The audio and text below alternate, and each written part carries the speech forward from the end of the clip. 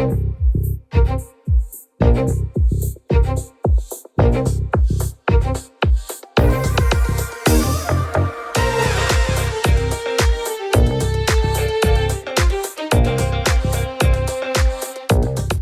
to Super Entrepreneurs Podcast. Today we have with us Joe Ochal. How are you, Joe? Living the dream, working on chimneys.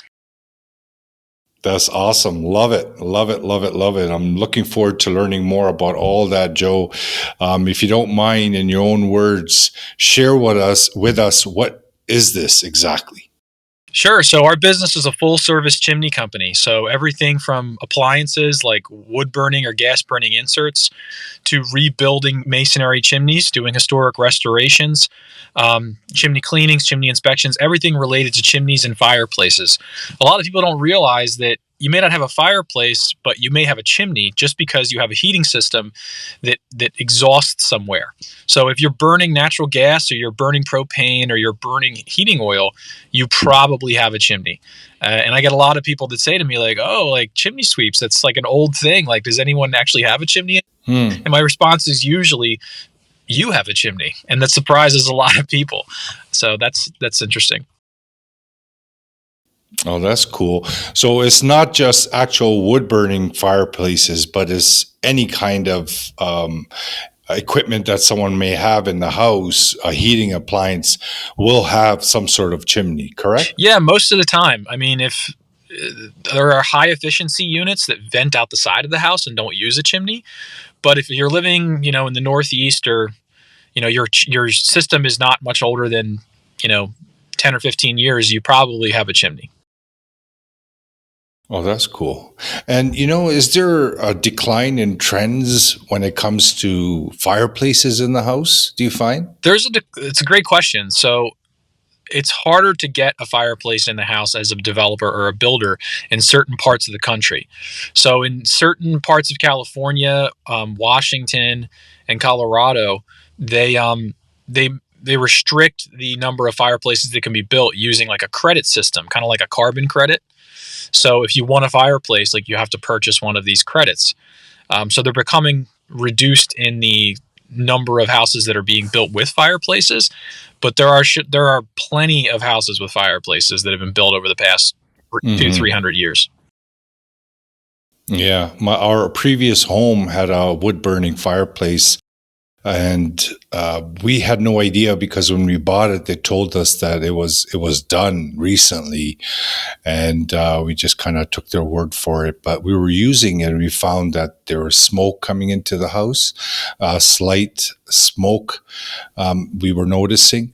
So then we called someone, and they came in, and they said that there's like nest in there. There's like I don't know what he was telling me. Like when he showed me the stuff when they took it out, it was like so much that was stuck in that chimney that he said it could have caused a fire. And we had no idea. It was only because it got to that extreme that we called someone. Yeah, it happens to me on a regular basis. Wow. And do you install them as well? Yeah, so we build chimneys from scratch. Brick chimneys. We also build something called factory built chimneys, which are like pre-made in a factory, and then we assemble them. So yeah, everything. Okay, cool. And then this is, do you have to kind of do some sort of a study on the home before you can approve a chimney for that house? Yes and no. We do an inspection of the chimney system or of the area to make sure that it all fits and makes sense. So if you call us for an estimate, we don't really do estimates. We'll spend like anywhere from an hour to 2 hours at your house doing a chimney inspection. What's more common than building a chimney is installing an appliance inside the chimney, like a wood burning insert that is inserted in a masonry fireplace. It's essentially a steel box with a glass front that has a blower on it that takes a lot of room air, heats up the room air, and then shoots it back into the room, kind of like a miniature furnace. That's why wood burning inserts and gas burning inserts are great, because they can just produce a lot of heat. So if we're doing that and we're putting that into a masonry chimney, we're going to put a camera inside the masonry chimney first to make sure there's no, like you said, birds' nests, animals, anything weird going on in there. And then address whatever the problems are so that we can do the installation. Very good. And do you ever do one in a basement? Yeah, all the time. It's not any more difficult than doing it on a main floor, I assume. No, I mean, if there's a situation where we need to go up through the ceiling, up through the floor joists and up through the first floor, like that's not a problem. Mm. And which areas do you cover for your service? Right now, we cover like the 5-county area of Philadelphia. So Montgomery County, Chester County, Bucks County, Philadelphia County, and then there's another one I can't remember, Delaware County. No worries, Joe. No worries. And when did you start all this? So my uncle has a fireplace showroom that I helped kind of get started back in my undergrad.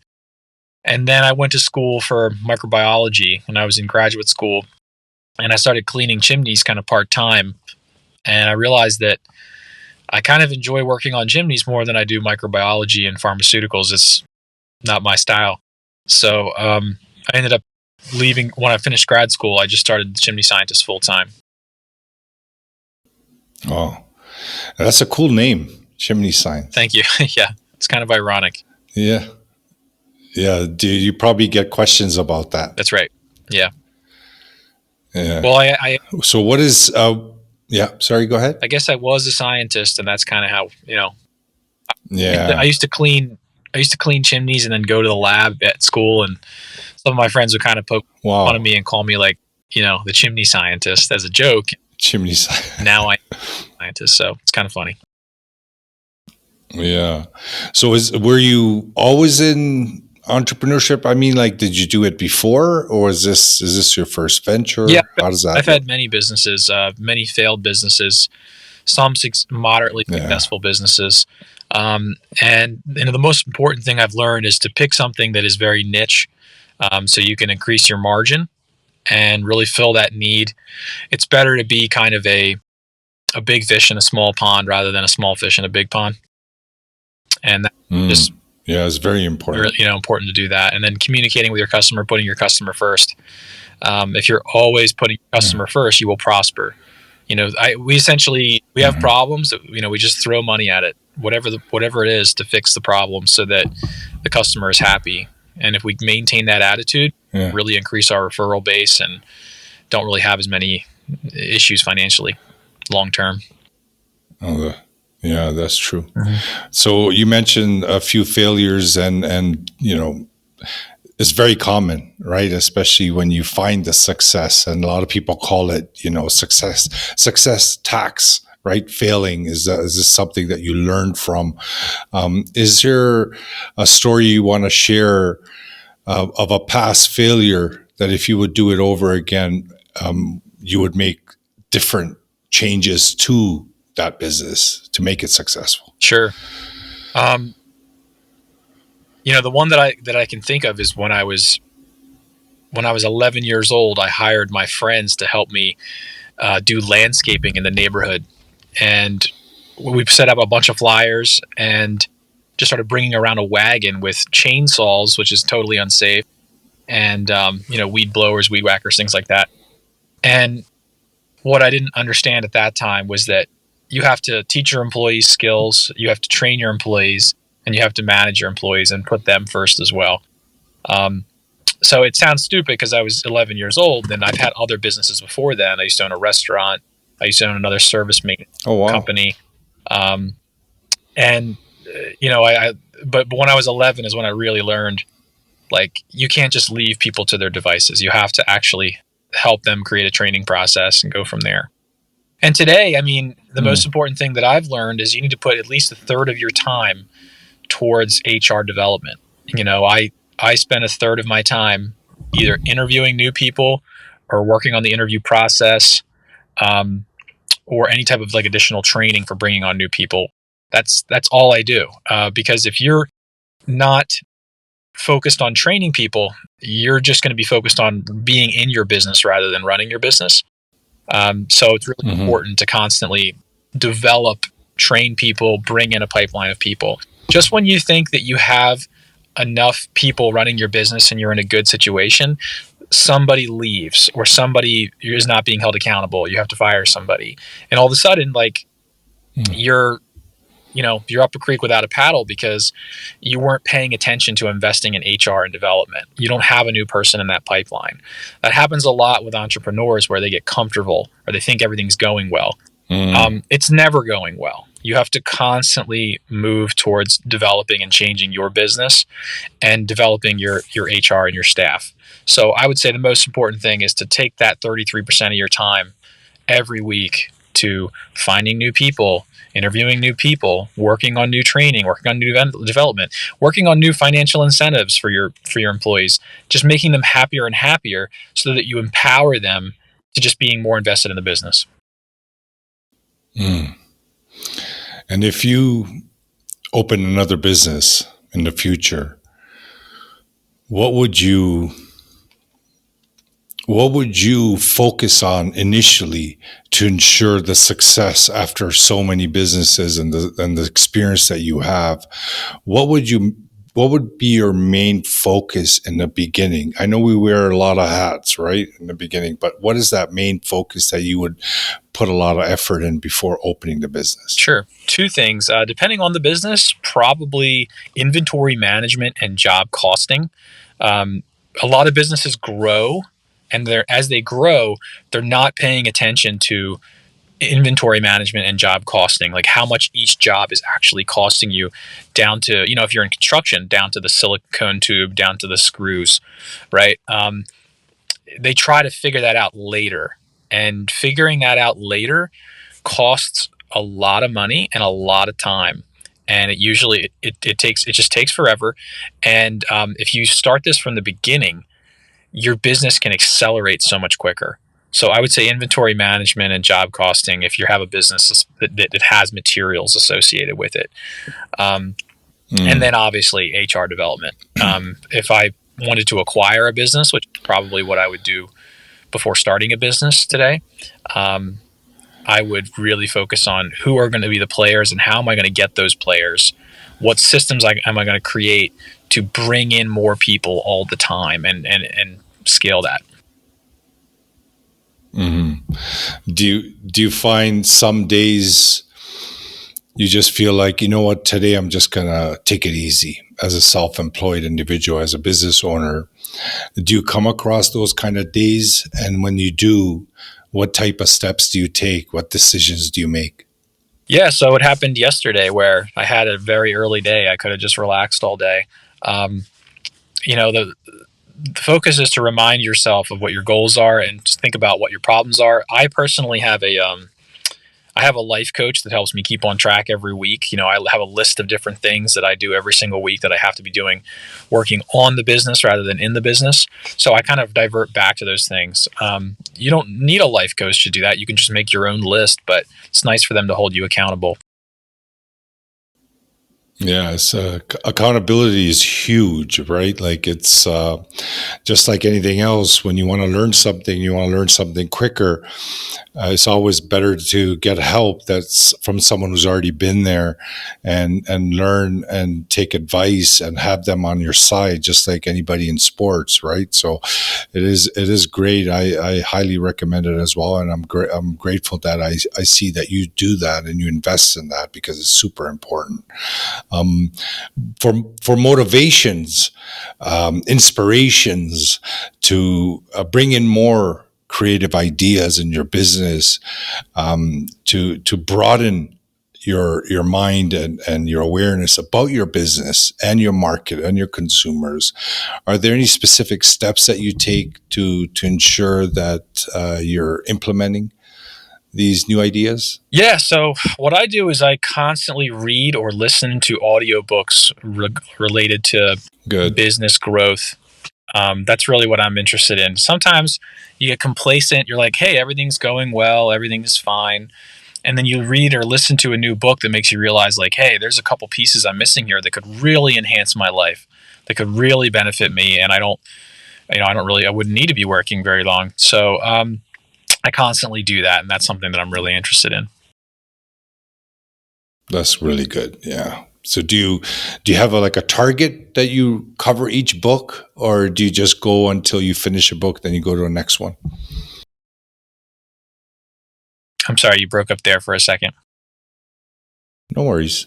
I was asking do you have a target for each book that you read that you want to finish in a specific time frame, or do you just read until you're done or listen until you're done and then pick up another book that comes up? I usually read a couple books at once. So I'll, whenever you're driving's a great opportunity to listen to audio. To audio. Right. So Yeah. driving, I listen to one or two audiobooks. And then at night before I go to bed, sometimes I'll read, or if I'm waiting for my wife to get home, I'll read.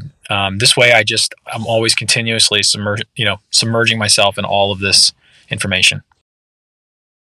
Yeah, no, it's excellent. Excellent. Audios are great. Audio books, especially when you're driving, and especially in your business, because you're on the go, right? I assume, you have to go give estimates. You have to, check the job sites and everything. So you must be driving a lot, and that's the ideal time to cover some books. I'm in a van right now. Yeah, I can tell. Yes. Do you want to show us the van from outside? Sure. Is it wrapped or anything? Yeah, it is. Let's see what we got here. Yeah, let's do it. You're on a mobile device anyways. Why not? So I'm really into branding. See if I can turn the clicker around for you. I don't know if I can figure out how to turn it around, so I'll just turn the phone around.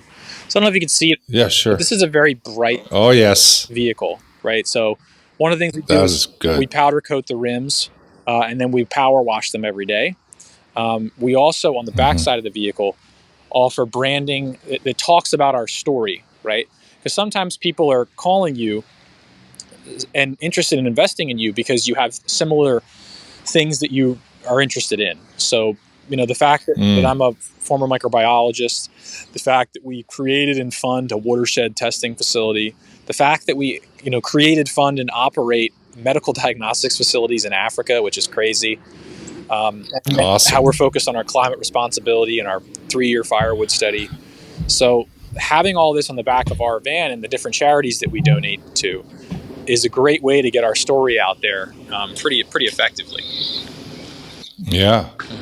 Because relatability, right? Like if someone sees something like that, they might know someone that is remotely close to that.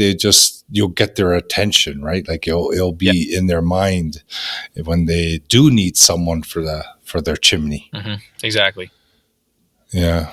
So we like to ask our guests what their innermost superpower is that got them to this point in their life.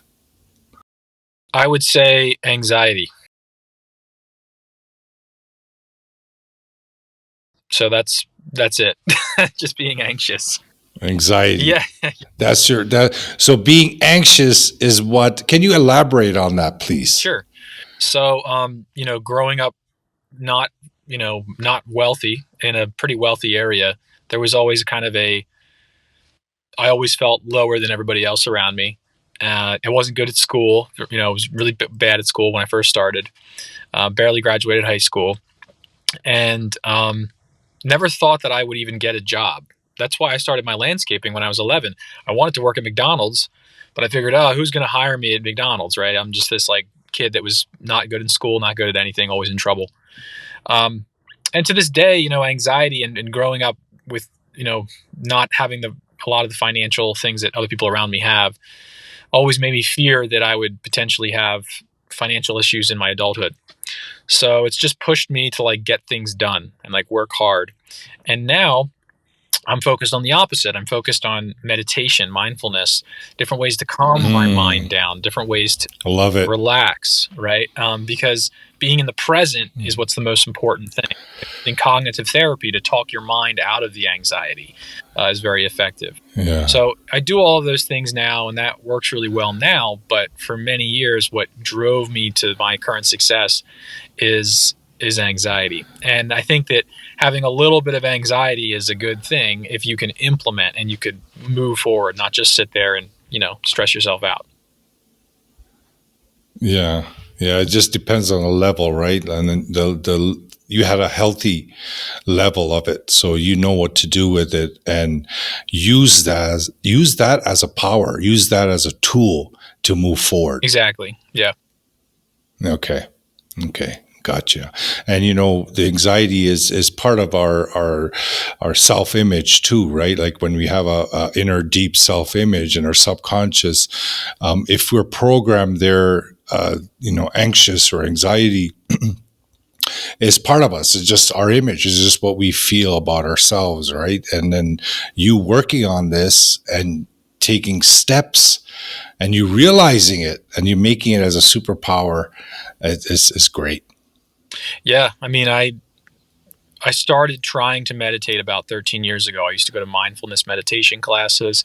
I've read countless books, and I was not very successful. And my anxiety kind of just helped move me forward in life. But it was also consuming me a little bit. So now that I've gotten a little bit older, now 34, when I started, probably when I was about 30, I got a lot more serious with it. And I was able to kind of calm down. And being overly anxious prevents clarity and good management, right? So that's like a big problem where if you... A lot of other issues as well. Of course. I'm talking about business perspective. That's like it's really difficult to be a leader if you're overly anxious. So being able to calm your mind with cognitive therapy and with meditation rather than drugs and alcohol is really, really beneficial to helping you focus and like get your business done and not be upset about it. And realize that this is all just, definitely, this is all just a fun thing to enjoy, right? We're all just here. We're all just this thing.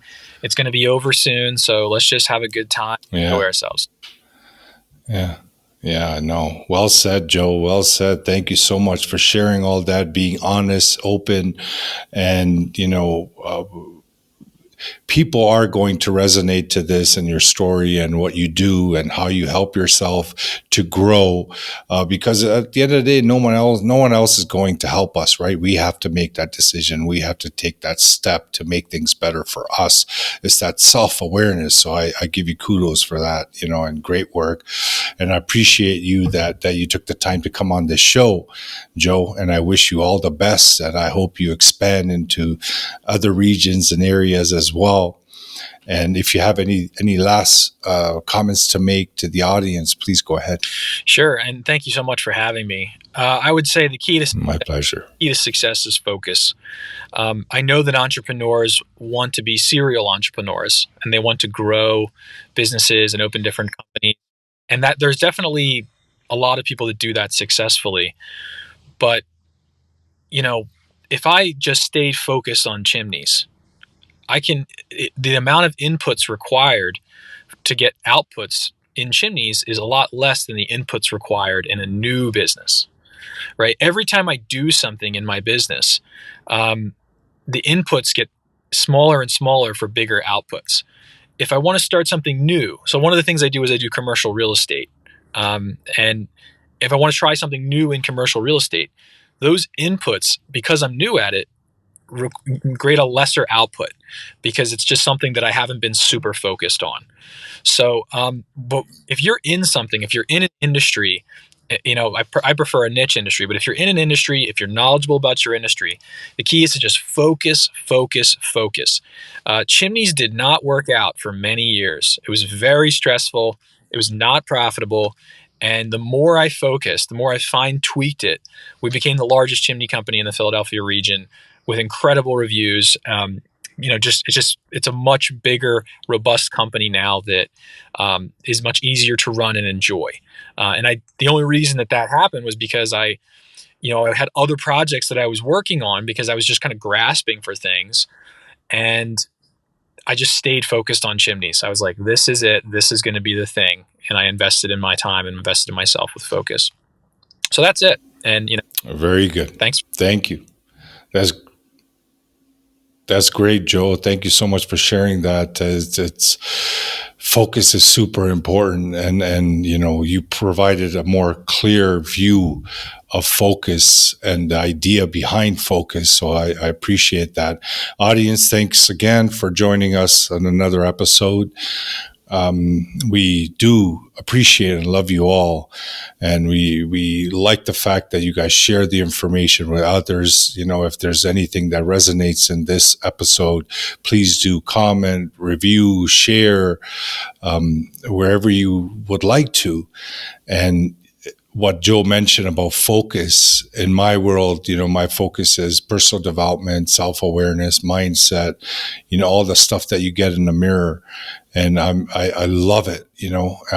I work with tons of multiple sources, and I'm working on them as well as we speak. But that focus is always where your passion is, and you can see Joe's passion is chimneys.